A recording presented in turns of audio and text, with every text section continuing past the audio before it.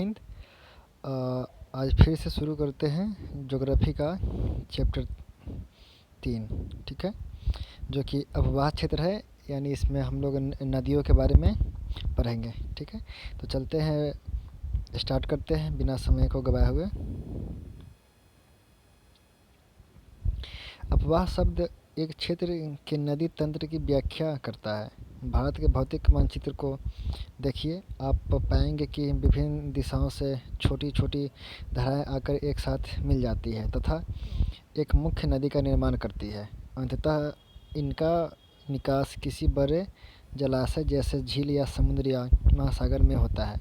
एक नदी तंत्र द्वारा जिस क्षेत्र का जल प्रवाहित होता है उसे एक अपवाह द्रोणी कहते हैं। मानचित्र का अवलोकन करने पर यह पता चलता है कि कोई भी ऊंचे क्षेत्र जैसे पर्वत या उच्च भूमि दो पड़ोसी अपवाह द्रोणियों को एक दूसरे से अलग करती है। इस प्रकार की उच्च भूमियों को जल विभाजक कहते हैं। ठीक है, यहाँ पे जल विभाजक के रूप में यहाँ दिखाया गया हुआ है कि जो उच्च भूमि है वो अपने दोनों साइड से मतलब दोनों साइड से जो क्षेत्र नीचे की तरफ झुका हुआ रहता है या फिर जो क्षेत्र ढला हुआ रहता है या फिर दबा हुआ रहता है, वहाँ से जल का मतलब निकास होता है, और जो ऊंचा हुआ क्षेत्र रहता है वो जल विभाजक के रूप में कार्य करता है। ठीक है, आगे देखते हैं। भारत में अपवाह तंत्र। भारत के अपवाह तंत्र का नियंत्रण मुख्यतः भौगोलिक आकृतियों के द्वारा होता है। इस आधार पर भारतीय नदियों को दो मुख्य वर्गों में विभाजित किया गया है, हिमालय की नदियाँ तथा दूसरा हो गया प्रायद्वीपीय नदियाँ। ठीक है, भारत के दो मुख्य भौगोलिक क्षेत्रों से उत्पन्न होने के कारण हिमालय तथा प्रायद्वीपीय नदियाँ एक दूसरे से भिन्न हैं। हिमालय की अधिकतर नदियाँ बारहमासी नदियाँ होती है। एक्चुअली बारहमासी नदियाँ इसलिए होती है क्योंकि हिमालय से जो भी नदियाँ आती है वो हिमाद्री से मतलब निकलती है। ठीक है, इसलिए यहाँ पे सालों भर वर्षा होती है, मतलब सालों भर वर्षा की बातें नहीं है, सालों भर नदियों में पानी रहती है। ठीक है, इन्हें वर्ष भर पानी रहता है क्योंकि इन्हें वर्षा के अतिरिक्त ऊंचे पर्वतों से पिघलने वाले हिम द्वारा भी जल प्राप्त होता है। हिमालय की दो मुख्य नदियाँ सिंधु तथा ब्रह्मपुत्र इस पर्वतीय श्रृंखला के उत्तरी भाग से निकलती है। इन नदियों ने पर्वतों को काटकर गोर्जों का निर्माण किया है। हिमालय की नदियाँ अपने उत्पत्ति के स्थान से लेकर समुद्र तक के लंबे रास्ते को तय करती है। ये अपने मार्ग के ऊपरी भागों में तीव्र अपरदन क्रिया करती है। यहाँ पे एक नदियों के द्वारा जब नदी हिमाद्री से निकलती है तो गॉर्ज का निर्माण करती है, उसी के बारे में यहाँ पे ये दिखाया गया हुआ है। ठीक है, जिस तरह से ये देख सकते हैं, ये नदी आ रही है और इधर पहाड़ी इलाका है दोनों तरफ में, और यहीं पे गॉर्ज का निर्माण कर रही है, उसी के बारे में दिखाया गया हुआ है। ठीक है, आगे देखते हैं हम। यहाँ देखिए इन नदी स्रोत के बारे में ये दिखाया गया हुआ है। यहाँ पे इसको इस तरह से देख सकते हैं कि जब नदी जब स्रोत से जब निकलती है यहाँ से, तो जब जैसे जैसे नीचे आती है ना, तो नीचे नीचे आते समय स्टार्टिंग में गॉर्ज का निर्माण करती है, या फिर जिसको मतलब स्टार्टिंग में जब नदियाँ जब हिमालय से निकलती है तो गॉर्ज हो गया, जल प्रपात हो गया, इस सब का निर्माण करती है। जब मध्य भाग में आती है, यहाँ पे दिखाया गया हुआ है कि मध्य भाग में तो है विसर्प, अर्थात जो एस आकार की होती है ना, उसे विसर्प के नाम से भी जाना जाता है। ठीक है, और जब तीसरे जब ये निचली भाग अर्थात जब समुद्र से या फिर बड़े मतलब महासागर से या फिर कहीं जब बड़े क्षेत्र में जब नदियाँ मिलने वाली होती है, वहाँ पे तो इस तरह के गोखुर झील का निर्माण करती है। ठीक है, उसी के बारे में इस फिगर में दिखाया गया हुआ है। आगे देखते हैं। करती है तथा अपने साथ भारी मात्रा में सिल्ट एवं बालू का संवहन करती है। मध्य एवं निचले भागों में ये नदियाँ विसर्प, गोखुर झील तथा अपने बाढ़ वाले मैदान में बहुत से अन्य निक्षेपण आकृतियाँ का निर्माण करती है। ये पुनः विकसित डेल्टाओं का भी निर्माण करती है। ठीक है। अधिकतर प्रायद्वीपीय नदियाँ मौसमी होती है क्योंकि इनके प्रवाह वर्षा भर निर्भर करता है। शुष्क मौसम में बड़ी नदियों का जल भी घटकर छोटी छोटी धाराओं में बहने लगती है। हिमालय की नदियों की तुलना में प्रायद्वीपीय नदियों की लंबाई कम तथा छिछली है, फिर भी इनमें से कुछ केंद्रीय उच्च भूमियों से निकलती है तथा पश्चिम की तरफ बहती है। क्या आप इस प्रकार की दो बड़ी नदियों की पहचान कर सकते हैं? तो प्रायद्वीपीय नदी में देख सकते हैं कि गोदावरी हो गई, कृष्णा नदी हो गई, कावेरी नदी हो गई। तो बड़ी नदियाँ में यहाँ पे गोदावरी और कृष्णा नदी को ले सकते हैं। ठीक है। उसके बाद आगे देखते हैं, प्रायद्वीपीय भारत की अधिकतर नदियाँ पश्चिम घाट से निकलती है तथा बंगाल की खाड़ी की तरफ बहती है। जैसे कि हम लोगों ने पिछले चैप्टर में देखा कि किस तरह से प्रायद्वीपीय नदियाँ पूर्वी भाग को काट करके बंगाल की खाड़ी में गिरती है। अर्थात ये पश्चिमी घाट और पूर्वी घाट होती है, तो वहाँ पश्चिमी घाट से निकल करके पूर्वी घाट को काट करके बंगाल की खाड़ी में गिरती है। उसी के बारे में यहाँ पे बताया जा रहा है। ठीक है। आगे देखते हैं, हिमालय की नदियाँ। सिंधु, गंगा तथा ब्रह्मपुत्र हिमालय से निकलने वाली प्रमुख नदियाँ हैं। ये नदियाँ लंबी है तथा अनेक महत्वपूर्ण एवं बड़ी सहायक नदियाँ आकर इनमें मिलती है। किसी नदी तथा उसकी सहायक नदियाँ को नदी तंत्र कहा जाता है। ठीक है। अब सिंधु नदी तंत्र के बारे में बताया जा रहा है। सिंधु नदी का उद्गम मानसरोवर झील के निकट तिब्बत में है। पश्चिम की ओर बहती हुई यह नदी भारत में लद्दाख से प्रवेश करती है। इस भाग में यह एक बहुत ही सुंदर दर्शनीय गॉर्ज का निर्माण करती है। इस क्षेत्र में बहुत से सहायक नदियाँ हैं, जैसे जास्कर, नुब्रा, श्योक तथा हुंजा इस नदी में मिलती है। आपको यहाँ पे एक बात बता दूँ कि 68वीं बीपीएससी का जो अभी हाल फिलहाल में एग्ज़ाम हुआ है, उसमें भी मतलब सिंधु नदी के सहायक नदी के बारे में पूछ लिया गया था कि अफ़गानिस्तान के क्षेत्र से कौन सी नदी आकर के सिंधु नदी में मिलती है। तो उसका आंसर यहाँ पे काबुल होता। ठीक है। तो काबुल नदी भी सिंधु नदी की सहायक नदी है। चलिए आगे देखते हैं। इस क्षेत्र में बहुत सी नदियाँ सहायक नदियाँ जैसे जस्कर, नुब्रा, श्योक तथा हुंजा इस नदी में मिलती है। सिंधु नदी बलूचिस्तान तथा गिलगिट से बहते हुए अटक में पर्वतीय क्षेत्र से बाहर निकलती है। सतलज, ब्यास, रावी, चेनाब तथा झेलम आपस में मिलकर पाकिस्तान में मिठानकोट के पास सिंधु नदी में मिल जाती है। अर्थात यहाँ पे बताया जा रहा है कि सिंधु, झेलम, चिनाब, रावी, ब्यास, सतलज ये जो नदियाँ हैं ना, ये सिंधु की सहायक नदी है। ठीक है। इसके बाद यह नदी दक्षिण की तरफ बहती है तथा अंत में कराची से पूर्व की ओर अरब सागर में मिल जाती है। सिंधु नदी के मैदान का ढाल बहुत धीमा है। सिंधु द्रोणी का 1/3 से कुछ अधिक भाग भारत के जम्मू कश्मीर, लद्दाख, हिमाचल तथा पंजाब में तथा शेष भाग पाकिस्तान में स्थित है। 2900 किलोमीटर लंबी सिंधु नदी विश्व की लंबी नदियों में से एक है। अर्थात सिंधु नदी की पूरी लंबाई जो है 2900 किलोमीटर है। ठीक है।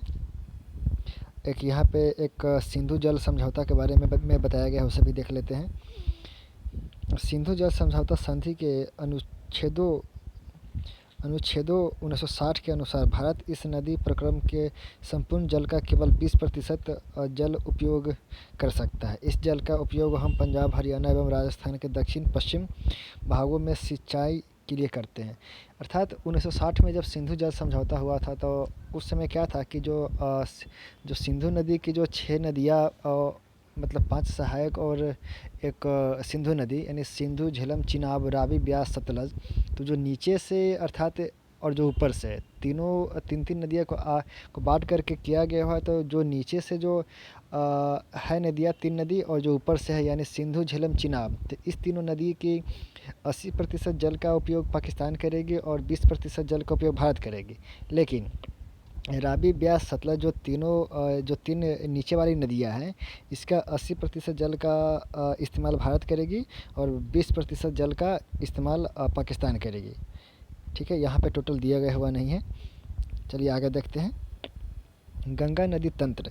गंगा की मुख्य धारा भागीरथी गंगोत्री हिमानी से निकलती है तथा अलकनंदा उत्तराखंड के देवप्रयाग में इससे मिलती है। हरिद्वार के पास गंगा पर्वतीय भाग को छोड़कर मैदानी भाग में प्रवेश करती है। हिमालय से निकलने वाली बहुत सी नदियाँ आकर गंगा में मिलती है। इनमें से कुछ प्रमुख नदियाँ हैं जैसे कि यमुना, घाघरा, गंडक तथा कोसी। यमुना नदी हिमालय के यमुनोत्री हिमानी से निकलती है। यह गंगा के दाहिने किनारे के समानांतर बहती है। अर्थात जब यमुनोत्री हिमानी से निकलती है तो डायरेक्ट आकर के गंगा नदी में नहीं मिलती है, एक कुछ दूर तक गंगा नदी के समानांतर बहती है। ठीक है, उसके बाद जा कर के उसमें मिलती है तथा इलाहाबाद में गंगा में मिल जाती है। घाघरा, गंडक तथा कोसी नेपाल हिमालय। उससे पहले इस यहाँ पे मैप में देख लेते हैं नदी के बारे में। ठीक है, आइए आपको हम दिखाते हैं। जैसे में यहाँ है मानसरोवर झील, ये सब यहाँ पे है। ठीक है, यहीं से सिंधु नदी निकलती हो जाती है। ठीक है, यहीं के आसपास में काबुल नदी आकर के मिलती है इसमें, और यही क्वेश्चन आगे हुआ था। ठीक, और सियोक ये सब जो नदियाँ हैं ना, ये सब मतलब ऐसे आकर के लद्दाख के क्षेत्र में आकर के मिलती है। ठीक है, और यहीं आपका चिनाब नदी हो गया, झेलम नदी हो गया, उसके बाद राबी, ब्यास, और फिर यहाँ से सतलज नदी हो गया। तो यानी इस तीनों नदी का जो सिंधु नदी जल समझौता हुआ था, तो ऊपर वाले तीनों का 80% जल का उपयोग पाकिस्तान करेगी और 20% भारत। और इस तीनों नदी का यहाँ पे इस तीनों नदी का इस्तेमाल 80% जल का इस्तेमाल भारत करेगी और 20% जल का उपयोग पाकिस्तान करेगी। ठीक है, और यहाँ देख लेते हैं कि यहाँ पे अलकनंदा और भागीरथी के संगम जो होता है, उसके बाद यहाँ गंगा नदी के नाम से जाना जाता है। ठीक है, और ये रहा यमुना नदी, जो कि यमुनोत्री से निकलने के बाद कुछ दूर समानांतर चलती है और इलाहाबाद में आकर के ये मिलती है गंगा नदी में। ठीक, और ये जो नदियाँ सब हो गया, चंबल जो नदी हो गई, केन, बेतवा, ये सब जो नदी है, सो यहाँ से यमुना में आकर के गंगा नदी में मिल जाती है। ठीक है, आगे देखते हैं। ये जो शारदा नदी हो गई, घाघरा हो गया, गंडक हो गया, ये जो और यहाँ कोसी नदी हो गई, यहाँ से सोन नदी हो गई, ये सब भी जाकर के गंगा नदी में जाकर के मिल जाती है। ठीक है, आगे इसको देखते हैं। फिर यहाँ देख लेते हैं जो केन, बेतवा, सो देख ही लिए। उसके बाद यहाँ से जब कोसी नदी आके मिलती है और जब गंगा नदी ऐसे होकर के पूरे बांग्लादेश में आती है। और ये जो नदी यहाँ से हम लोग देख रहे हैं, सो ये ब्रह्मपुत्र नदी है। ठीक है, ब्रह्मपुत्र नदी यहाँ अरुणाचल प्रदेश में भारत में पहली बार प्रवेश करती है। उसके बाद असम होते हुए फिर बांग्लादेश में आके मिल जाती है और दोनों नदी यहाँ पे मिल जाती है। और फिर यहाँ से गंगा और ब्रह्मपुत्र नदी की सम्मिलित धारा, ये दोनों आकर के बांग्लादेश में के पार करने के बाद बंगाल की खाड़ी में आकर के गिर जाती है। ठीक है, और ये जो नदियाँ है, ये नर्मदा नदी, ये भी आकर के अरब सागर में गिरती है। जैसा कि हम लोगों ने देखा था कि सिंधु नदी भी यहाँ आकर के अरब सागर में गिर जाती है। ठीक है, और ये ताप्ती नदी भी अरब सागर में ही आकर के गिरती है। यहाँ गोदावरी नदी है। हालांकि सब के बारे में आगे पढ़ेंगे, लेकिन मैप है तो मैप में पहले देख लेते हैं। ठीक है, गोदावरी नदी यहाँ पे हो गई, जो दक्षिण भारत की गंगा के नाम से भी जाना जाती है। ठीक है, लेकिन प्रायद्वीपीय भारत की गंगा के नाम से कावेरी नदी को जाना जाता है। ठीक है ना, चलिए आगे देखते हैं।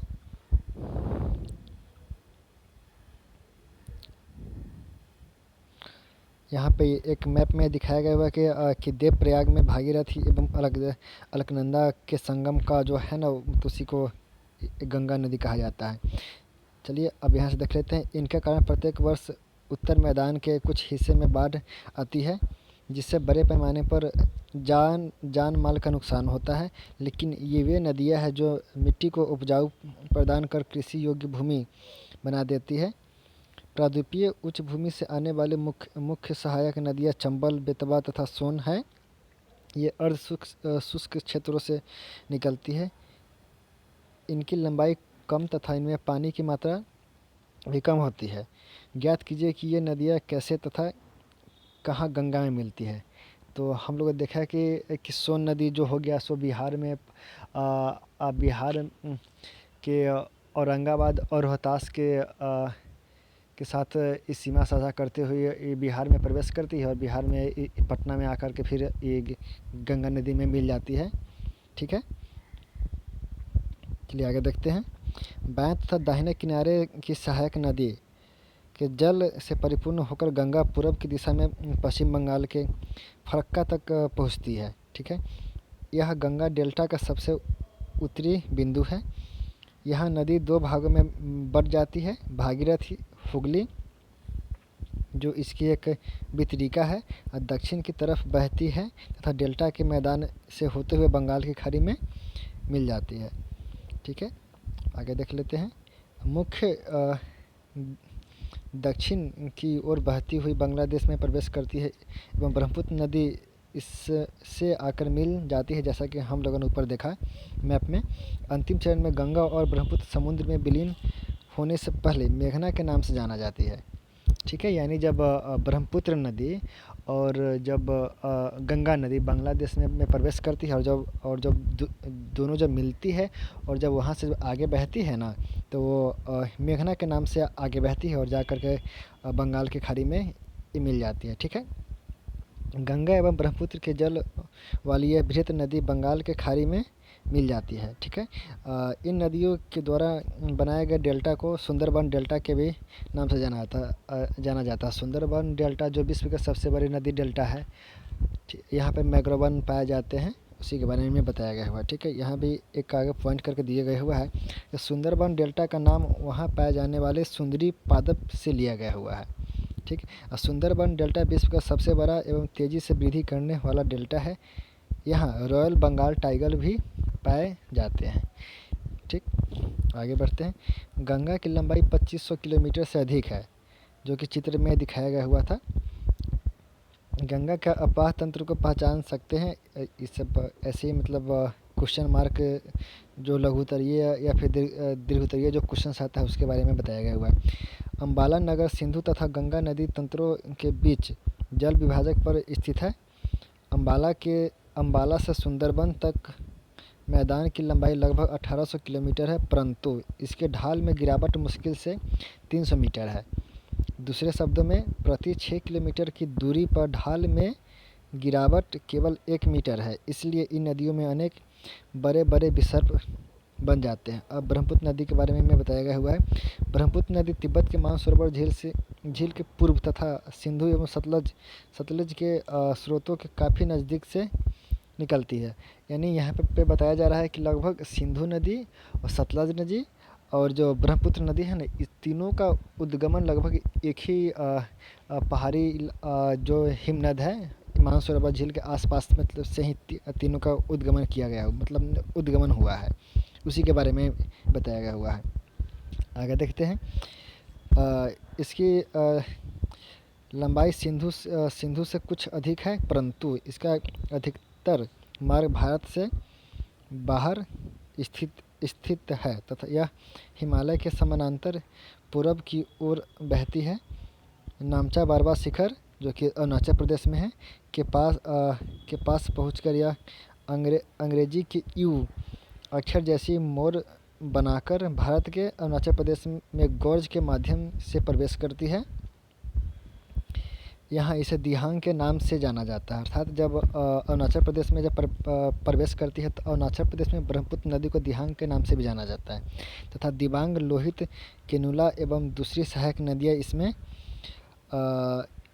इससे मिलकर असम में ब्रह्मपुत्र नदी का निर्माण करती है। अर्थात ये जो सहायक नदियाँ हो गई लोहित, केनुला एवं दूसरी अन्य सहायक मानस नदी सभी इसका सहायक नदी है। तो ये सब नदियाँ मिलकर के जब असम के क्षेत्र में पहुँचती है तो उसका नाम यहाँ पे ब्रह्मपुत्र नदी के नाम से भी जाना जाता है।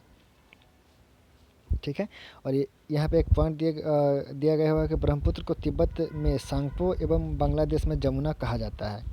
ठीक है, यानी इसी ब्रह्मपुत्र नदी को तिब्बत में सांगपो नदी के नाम से जाना जाता है। और वही ब्रह्मपुत्र नदी जब बांग्लादेश में प्रवेश करती है तो उसे जमुना के नाम से भी जाना जाता है। ठीक, और वही जमुना और गंगा का सम्मिलित रूप जो बांग्लादेश में जाकर के मिलती है एक साथ और जाकर के बंगाल की खाड़ी में गिर जाती है। चलिए आगे देखते हैं। तिब्बत एक शीत एवं शुष्क क्षेत्र है, अतः यहाँ इस नदी में जल एवं सिल्ट की मात्रा बहुत कम होती है। भारत में यह उच्च वर्षा वाले क्षेत्र से होकर गुजरती है। यहाँ नदी में जल एवं सिल्ट की मात्रा बढ़ जाती है। असम में ब्रह्मपुत्र अनेक धाराओं में बहकर एक गुम्फित नदी के रूप में एक गुम्फित नदी के रूप में बहती है तथा बहुत से नदियाँ द्वीपों का निर्माण करती है। क्या आपको ब्रह्मपुत्र के बारे में बनाए गए विश्व के सबसे बड़े नदी द्वीप के नाम याद है? सबसे बड़ी नदी द्वीप के बारे में माजुली द्वीप है। ठीक है, उसी के बारे में बताया जा रहा है यहाँ पे। प्रत्येक वर्ष वर्षा ऋतु में यह नदी अपने किनारों से ऊपर बहने लगती है एवं बाढ़ के द्वारा असम तथा बांग्लादेश में बहुत अधिक क्षति पहुंचाती है। उत्तर भारत की अन्य नदियों के विपरीत ब्रह्मपुत्र नदी में सिल्ट निक्षेपण की मात्रा बहुत अधिक होती है। इसके कारण नदी की सतह बढ़ जाती है और यह बार बार अपनी धारा के मार्ग में परिवर्तन लाती है। यहाँ पे ब्रह्मपुत्र नदी के बारे में ये बताया गया हुआ है कि जब ब्रह्मपुत्र नदी जब मानसरोवर झील और तिब्बत के क्षेत्र होते हुए जब आती है तो उसके पास पानी की मात्रा मतलब जल की मात्रा बहुत कम ही होती है। ठीक है, लेकिन जब जैसे ही अरुणाचल प्रदेश, असम और मेघालय के क्षेत्र होकर के जब जैसे ही आती है तो यहाँ हम लोग जानते हैं कि मेघालय असम के क्षेत्र में भारी वर्षा होती है। तो वहाँ पे आने के कारण यहाँ पे पानी बहुत सारा ले लेती है और इस नदी में बहुत सारा मतलब जल हो जाने के कारण जब ये बांग्लादेश के क्षेत्र में आती है और असम के क्षेत्र में तो वहाँ पे भारी नुकसान पहुँचाती है। ठीक है, अब देखते हैं प्रायद्वीपीय नदियाँ। प्रायद्वीपीय भारत में मुख्य जल विभाजक का निर्माण पश्चिम घाट द्वारा होता है, जो पश्चिम तट के निकट उत्तर से दक्षिण की ओर स्थित है। प्रायद्वीपीय भाग के अधिकतर मुख्य नदी जैसे महानदी, गोदावरी, कृष्णा तथा कावेरी पूर्व की ओर बहती है। जैसे कि हम लोगों ने देखा कि गोदावरी नदी के और कृष्णा नदी किस तरह से पूर्व की ओर बहती हुई पूर्वी घाट को काटते हुए बंगाल की खाड़ी में गिर जाती है, उसी के बारे में यहाँ पे बताया गया हुआ है। ठीक है, ये नदी अपने मुहाने पर डेल्टा का निर्माण करती है। पश्चिम घाट से पश्चिम में बहने वाली अनेक छोटी धाराएं हैं। नर्मदा एवं ताप्ती दो ही बड़ी नदियां हैं जो कि पश्चिम की तरफ बहती है। जैसे कि हम लोगों ने ऊपर मैप में देखा है कि नर्मदा और ताप्ती नदी पश्चिम की तरफ बहती हुई जाकर के अरब सागर में गिर जाती है। ठीक है, और ज्वानदमुख का निर्माण करती है। जैसे कि हम लोगों ने देखा कि जो पूर्वी घाट होकर के जो बंगाल की खाड़ी में नदियाँ जो गिरती है या फिर गंगा नदी हो या फिर और भी नदियाँ हो गई जैसे कि महानदी, गोदावरी, कावेरी, कृष्णा, ये सब मतलब ये जो नदियाँ सब है ना, सो ये स्वैर का निर्माण करती है। लेकिन ये जो है ताप्ती और ये नर्मदा नदी है सो ज्वानदमुख का निर्माण करती है। ठीक है, इसी के बारे में यहाँ पे बताया गया हुआ है। ठीक, इसके बाद प्रायद्वीपीय नदियों द्वारा अपवाह द्रोणियों आकार में अपेक्षाकृत छोटी होती है। अब नर्मदा नदी के बारे में बताया गया हुआ है। नर्मदा नदी का उद्गम जैसे कि अभी मैंने बताया कि पूर्वी घाट यानी बंगाल की खाड़ी में जो नदियाँ गिरती है जैसे गोदावरी, महानदी, तो एस्चुअरी का निर्माण करती है। और ये जो ताप्ती और ये जो नदियाँ हो गई जो कि अरब सागर में गिरती है, ज्वानद मुख का निर्माण करती है। और डेल्टा का निर्माण करने वाली जो गंगा नदी वगैरह हो गई, सो यहाँ गंगा नदी के द्वारा या फिर महानदी हो गई, सोन नदी हो गई या फिर कोसी नदी सब हो गया। तो कोसी नदी भी गंगा नदी में मिलने से पहले एक डेल्टा का निर्माण मतलब खुद का डेल्टा का निर्माण करती है। ठीक, तो यहाँ पे हम लोग को ये समझना होगा कि जो ताप्ती और जो नर्मदा नदी है, ये जो अरब सागर में गिरती है सो एस्चुअरी का निर्माण करती है। मैंने वो मुझसे ऊपर गलती हो गया कि मैंने इसके बारे में मैं बता दिया था। तो यहाँ पे ये कन्फर्म कर लेते हैं कि जो ताप्ती और जो नर्मदा नदी है ये एस्चुअरी का निर्माण करती है। और जो जो बंगाल की खाड़ी में जो नदियाँ गिरती है, जैसे में गंगा, गोदावरी और फिर कृष्णा, कावेरी, ये जो नदियाँ हो गई सो डेल्टा का निर्माण करती है। कन्फर्म हो गए। डेल्टा का निर्माण करने वाली नदियाँ अरब सागर में नहीं गिरती है। डेल्टा का निर्माण करने वाली नदियाँ खासकर बंगाल की खाड़ी में गिरती है। और एस्चुअरी का निर्माण करने वाली बस मात्र भारत में 2 ऐसी नदियाँ हैं जो कि एस्चुअरी या ज्वार नदी का निर्माण करती है। उसका नाम हो गया नर्मदा और ताप्ती।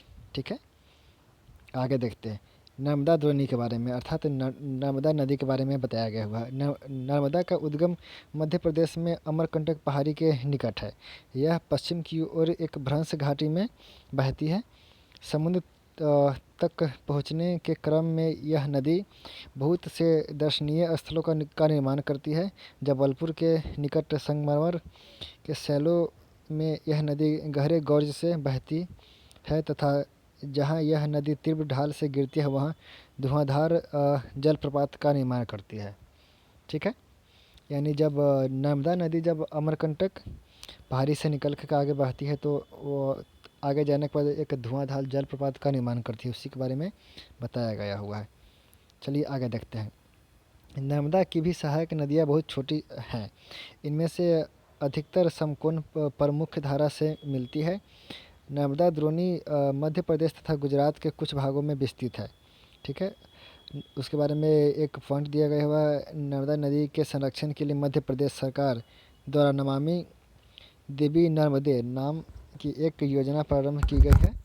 आप इसके बारे में बारे में एक वेबसाइट से जान सकते हैं। वहाँ पे एक वेबसाइट दिया गया हुआ है, अभी देख सकते हैं। अब हो गया ताप्ती द्रोणी नदी ताप्ती नदी के बारे में बताया गया हुआ है।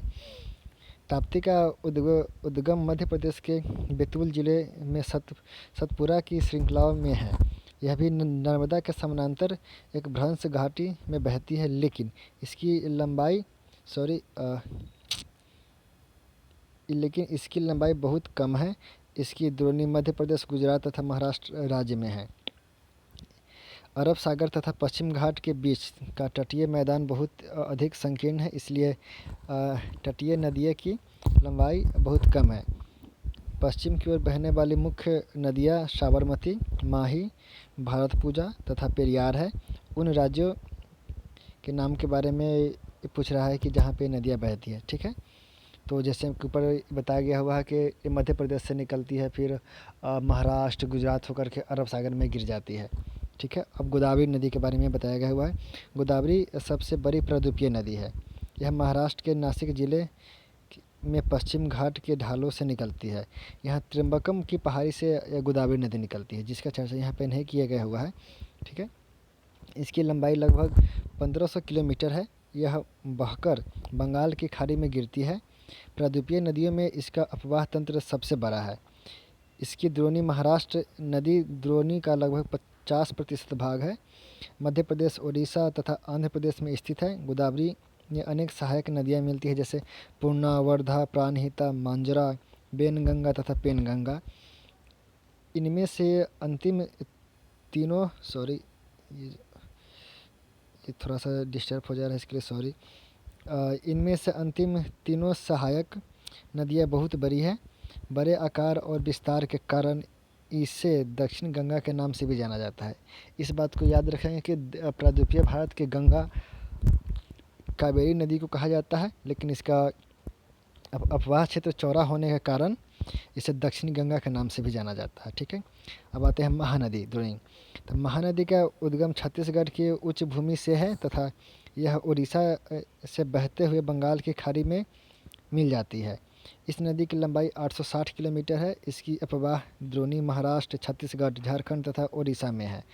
ठीक है, अर्थात ये महाराष्ट्र, छत्तीसगढ़, झारखंड तथा उड़ीसा में है। होते ही फिर ये भी नदियाँ बंगाल की खाड़ी में जा कर के गिर जाती है। ठीक है, अब कृष्णा नदी के बारे में देख लेते हैं। महाराष्ट्र के पश्चिमी घाट के महाबलेश्वर के निकट एक स्रोत से निकलकर कृष्णा लगभग 1400 किलोमीटर बहकर बंगाल की खाड़ी में गिरती है। तुंगभद्रा, कोयना, घाटप्रभा, मुंशी तथा भीमा इसकी कुछ सहायक नदियाँ हैं। इसकी द्रोणी महाराष्ट्र, कर्नाटक तथा आंध्र प्रदेश में फैली हुई है। ठीक, जैसा कि हम लोगों ने ओपन मैप में देखा भी था। चलिए आगे देखते हैं। कावेरी नदी के बारे में बताया गया हुआ है। कावेरी पश्चिमी घाट के ब्रह्मगिरी श्रृंखला से निकलती है तथा तमिलनाडु में कुडलूर के दक्षिण में बंगाल की खाड़ी में मिल जाती है। इसकी लंबाई लगभग 760 किलोमीटर है। इसकी प्रमुख सहायक नदियाँ हैं अमरावती, भवानी, हेमावती तथा काबिनी। इसकी द्रोणी तमिलनाडु, केरल तथा कर्नाटक में विस्तृत है। ठीक है, आगे देखते हैं। भारत में दूसरे सबसे बड़ा जलप्रपात कावेरी नदी बनाती है। इसे शिव समुद्रम के नाम से भी जाना जाता है। प्रपात द्वारा उत्पादित विद्युत मैसूर, बेंगलोर तथा कोलार स्वर्ण क्षेत्र को प्रदान किया जाता है। अर्थात यहाँ पर कावेरी नदी पर जो एक शिव समुद्रम जलप्रपात जो बनाया गया हुआ है, उससे मैसूर, बेंगलोर तथा कोलार स्वर्ण क्षेत्र को वहाँ के विद्युत सप्लाई किया जाता है। ठीक है, आगे देखते हैं। इन बड़ी नदियाँ के अतिरिक्त कुछ छोटी नदियाँ हैं जो पूरब की तरफ बहती है, जैसे में दामोदर, ब्रह्मानी, बैतरणी तथा सुवर्ण रेखा कुछ महत्वपूर्ण उदाहरण हैं, जो कि अपने एटलस के बारे में बताया गया है के ऊपर दिया गया हुआ है। ठीक है, अब पृथ्वी के धरातल का लगभग 71% भाग जल से ढका है, लेकिन इसका 97% जल लवणीय है। यानी 71% भाग पर जल है। ठीक है, लेकिन उस जल में 97% जल जो लवणीय है, लगभग 3% ही जल ऐसा है जिसका मतलब अपने उपयोग में लाया जा सकता है।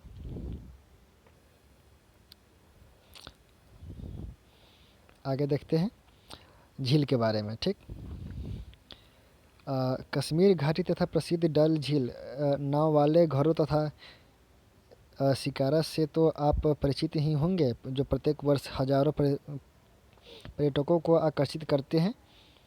इसी प्रकार आप अन्य झील वाले स्थानों पर भी गए होंगे तथा वहाँ नौकायान, तैराकी एवं अन्य जलीय खेलों का आनंद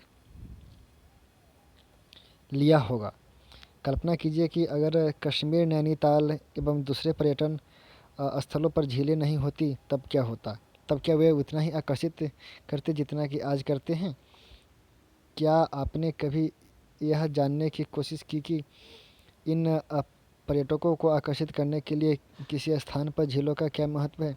पर्यटकों के आकर्षण के अतिरिक्त मानव के लिए अन्य कारणों से भी झीलों का महत्व है। पृथ्वी की सतह के गर्त वाले भागों में जहाँ जल जमा हो जाता है उसे झील कहते हैं। ठीक है, यहाँ पे दिया गया हुआ है कि बड़े आकार वाली झीलों को समुद्र कहा जाता है, जैसे कैस्पियन, मृत तथा अरल सागर। ठीक है, ये जो कैस्पियन सागर है जो कि 5 देश के साथ इस सीमा साझा करता है, इसका एक ट्रिक है, तारिक करके याद कर सकते हैं। तारिक, TARIK, यानी तजाकिस्तान, टी से तजाकिस्तान, ए से अजरबैजान, आर से रूस, आई से ईरान, के से कजाकिस्तान। ठीक है, मृत से हो गया जो जॉर्डन के पास है, मृत सागर। ठीक है, उसके बाद अरल सागर हो गया। ठीक है, और आगे देखते हैं। भारत में भी बहुत से झीलें हैं। ये एक दूसरे से आकार तथा अन्य लक्षणों में भिन्न हैं। अधिकतर झीलों अस्थायी होते हैं तथा कुछ में केवल वर्षा ऋतु में ही पानी होता है, जैसे कि अंतर्देशीय अफवाह वाले अर्ध शुष्क से क्षेत्रों की द्रोणी वाले झीलें। यहाँ कुछ झीलें हैं जिनका निर्माण हिमानियों एवं बर्फ चादर की क्रिया के फलस्वरूप हुआ है, जबकि कुछ अन्य झीलों का निर्माण वायु, नदियाँ एवं मानवीय क्रियाकलापों के कारण हुआ है। ठीक है, आगे देखते हैं। एक विसर्प नदी बाढ़ वाले क्षेत्रों में कटकर गोखुर झील का निर्माण करती है, जैसे कि हम लोगों ने मैप में देखा कि किस तरह से जब बीच भाग में आती है तो गोखुर झील का निर्माण करती है। विसर्प का निर्माण करती है और बड़े समुद्र में मिलने से पहले डेल्टा या फिर एस्चुअरी का निर्माण करती है। इसी सब के बारे में बताया गया हुआ है। ठीक, आगे देखते हैं। स्पीड तथा बार, ये बार का मतलब यहाँ पे रोधिका होता है। तटीय क्षेत्र में लंगूर का निर्माण करती है, जैसे चिल्का झील, पुलकट झील तथा कोलेरू झील। अंतर्देशीय भागों वाले झील कभी कभी मौसमी होती है। उदाहरण के लिए राजस्थान के सांभर झील, जो एक लवण जल वाला झील है, इसके जल का उपयोग नमक के निर्माण के लिए किया जाता है। ठीक है, जो सांभर झील जो कि राजस्थान के क्षेत्र में है, ये लवणता के में बहुत ज़्यादा है, यानी लवणता के ये प्रतिशत में देखा जाए तो भारत का सबसे बड़ा झील है। ठीक, हालांकि लवणता में सबसे बड़ा झील चिल्का झील है, जो कि उड़ीसा के क्षेत्र में है। ठीक, आगे देखते हैं। मीठे पानी की अधिकांश झीलें हिमालय क्षेत्र में हैं। ये मुख्यतः हिमानी द्वारा बनी है। दूसरे शब्दों में ये तब बनी जब हिमानियों ने या कोई द्रोणी गहरी बनाई जो बाद में हिम पिघलने से भर गई, या किसी क्षेत्र में शिलाओं अथवा मिट्टी से हिमानी मार्ग बंध गए। इसके विपरीत जम्मू तथा कश्मीर के बुलर झील भूगर्भीय क्रियाओं से बनी है। यह भारत की सबसे बड़ी मीठे पानी वाली प्राकृतिक झील है। डल झील, भीमताल झील, नैनीताल, लोकताल तथा बड़ा पानी कुछ अन्य महत्वपूर्ण मीठे पानी की झीलें हैं। इसके अतिरिक्त जल विद्युत उत्पादन के लिए नदियाँ पर बांध बनाने से भी झील का निर्माण हो जाता है, जैसे गुरु गोविंद सागर भाखड़ा नांगल परियोजना के थ्रू जो ये बनाया गया हुआ था, उसी के बारे में बताया गया हुआ है। ठीक, आगे देखते हैं। झीलें मानव के लिए अत्यधिक लाभदायक होती है। एक झील नदी के बहाव को सुचारू बनाने में सहायक होती है। अत्यधिक वर्षा के समय यह बाढ़ को रोकती है तथा सूखे के मौसम में यह पानी के बहाव को संतुलित करने में सहायता करती है। झीलों का प्रयोग जल विद्युत उत्पन्न करने में भी किया जा सकता है। ये आसपास के क्षेत्रों की जलवायु को सामान्य बनाती है, जलीय पारितंत्र को संतुलित रखती है, झीलों की प्राकृतिक सुंदरता व पर्यटन को बढ़ाती है तथा हमें मनोरंजन प्रदान करती है। अब आगे देखते हैं कि नदियों का अर्थव्यवस्था में महत्व क्या है। संपूर्ण मानव इतिहास में नदियों का अत्यधिक महत्वपूर्ण रहा है। नदियों का जल मूल प्राकृतिक संसाधन है तथा अनेक मानवीय क्रियाकलापों के लिए अनिवार्य है। यही कारण है कि नदियाँ के तट ने प्राचीन काल से ही अधिवासियों को अपनी ओर आकर्षित किया है। ये गांव अब बड़े शहरों में परिवर्तित हो चुके हैं। अपने राज्यों के उन शहरों को एक सूची तैयार कीजिए जो कि नदी के किनारे बसे हो, जैसे कि गंगा नदी के किनारे कौन है, महानदी के किनारे कौन है, मतलब इसी तरह से एक कृष्णा नदी के किनारे कौन है, कावेरी नदी के किनारे कौन है। इस सब नदी का अपना से एक सूची तैयार करने के लिए बताया जा रहा है यहाँ पे। किंतु भारत जैसे देश के लिए जहाँ की अधिकांश जनसंख्या जीविका के लिए कृषि पर निर्भर है, वहाँ सिंचाई, नौ संचालन, जल विद्युत निर्माण में नदियों का महत्व बहुत अधिक है। यहाँ पे NRCP के बारे में बताया गया हुआ है, उसके भी देख लेते हैं। देश में नदी सफाई कार्यक्रम का शुभारंभ 1985 में गंगा एक्शन प्लान GAP के साथ आरंभ हुआ। वर्ष 1995 में राष्ट्रीय नदी संरक्षण योजना NRCP के तहत अन्य नदियों को जोड़ने के लिए गंगा कार्य योजना का विस्तार किया गया। नदियाँ देश में जल का प्रमुख स्रोत है। NRCP का उद्देश्य नदियों को जल प्रदूषण को कम करके जल की गुणवत्ता को सुधार करने के लिए चलाया जाता है। उसके बाद नदी प्रदूषण के बारे में देख लेते हैं। नदी जल की घरेलू, औद्योगिक तथा कृषि में बढ़ती मांग के कारण इनकी गुणवत्ता प्रभावित हुई है। इसके परिणाम स्वरूप नदियों से अधिक जल को निकासी होती है तथा इनका आयतन घटता जाता है। दूसरी ओर उद्योगों का प्रदूषण तथा अपरिष्कृत कचरे नदी में मिलते रहते हैं। यह केवल जल की गुणवत्ता को ही नहीं बल्कि नदी के स्वतः स्वच्छीकरण की क्षमता को भी प्रभावित करता है। उदाहरण के लिए दिए गए समुचित जल प्रवाह में गंगा का जल लगभग 20 किलोमीटर क्षेत्र में फैले बड़े शहरों की गंदगी को तनु करके समाहित कर सकता है, लेकिन लगातार बढ़ते हुए औद्योगिकरण एवं शहरीकरण के कारण ऐसा संभव नहीं हो पाता तथा अनेक नदियों में प्रदूषण का स्तर बढ़ता जा रहा है। नदियों में बढ़ते प्रदूषण के कारण इनकी स्वच्छ बनाने के लिए अनेक कार्य